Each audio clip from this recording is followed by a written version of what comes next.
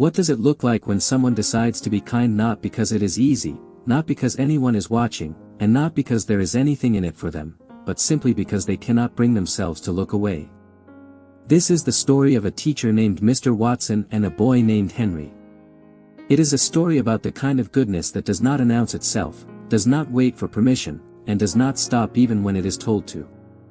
This is a story about what it truly means to see another person. It was an ordinary Tuesday morning when Mr. Watson pushed open the door to the boys' bathroom and stopped. Standing at the sink was one of his students, a quiet boy named Henry, leaning over the basin with his head under the tap, washing his hair in a hurry, water soaking down his face and onto his school uniform. The boy looked up the moment he heard the door and his whole body stiffened. He grabbed the edge of the sink and straightened up quickly. "I'm just getting ready for class, sir." He moved toward the door, clearly hoping that would be the end of it. Mr. Watson did not move. He stood in the doorway calmly and said, "I'm not moving until you tell me what is going on." Henry's jaw tightened. He stared at the floor for a long time, the kind of silence that is not empty but full of things a person is trying to decide whether to say. Then his voice broke open quietly. "My grandma works all the time. We still can't pay the water bill." Mr. Watson asked about his parents gently, already sensing the answer before it came. Henry's tears fell without warning, not dramatically, just steadily, the way tears fall when someone has been holding them in for a very long time. "They are no more," he said. Mr. Watson placed a calm hand on the boy's shoulder and said nothing. Sometimes there is nothing to say. Sometimes the most honest response to grief is simply to stay. The next morning Henry walked into the bathroom the way he always did, head down, moving quickly. He reached the sink and stopped. Sitting neatly on the edge was a clean folded towel and a fresh bar of soap. He looked around the empty room, completely confused. There was no note. No name. No explanation. He stood there for a long moment, not sure what to do with what he was feeling. Later that afternoon in the cafeteria, Henry sat alone at his usual table with a single slice of bread on his tray, eating slowly and carefully the way you eat when you're not sure where the next meal is coming from. Mr. Watson walked through the cafeteria without breaking stride, placed a sandwich and a carton of milk on Henry's tray as he passed, and kept walking before the boy could even look up to say thank you. Henry stared at the food for a second. Then he looked toward the doorway where Mr. Watson had already disappeared. He picked up the sandwich and ate without a word to anyone.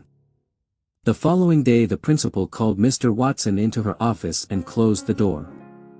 She was not unkind about it, but she was clear. Leaving personal items in school bathrooms violated policy. Giving food to individual students violated policy. If he wanted to keep his job, he needed to understand that.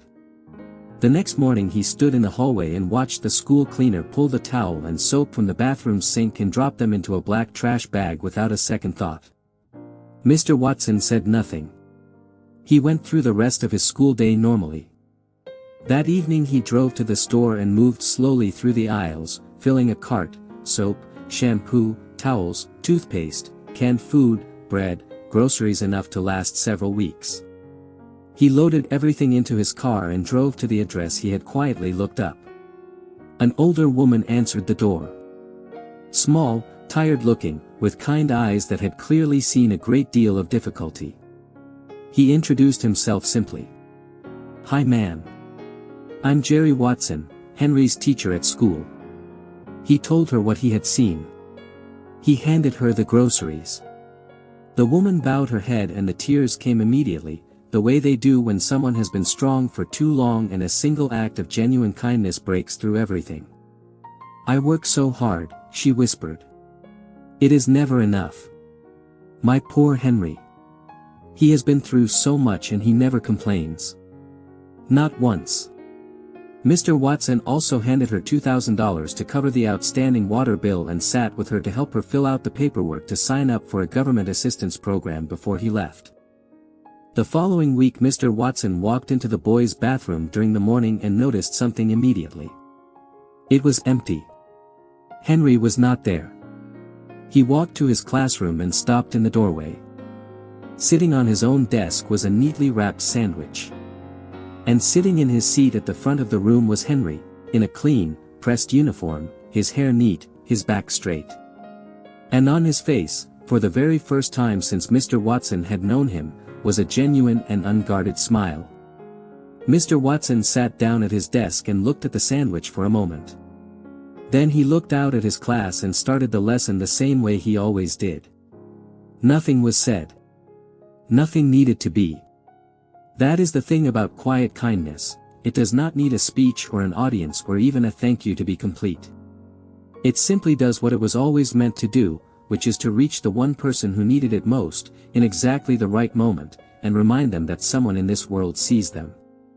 If this story moved your heart, drop a comment below and share it with someone who needs to be reminded that good people still exist. Subscribe for a brand new story every single week, and we will see you in the next one.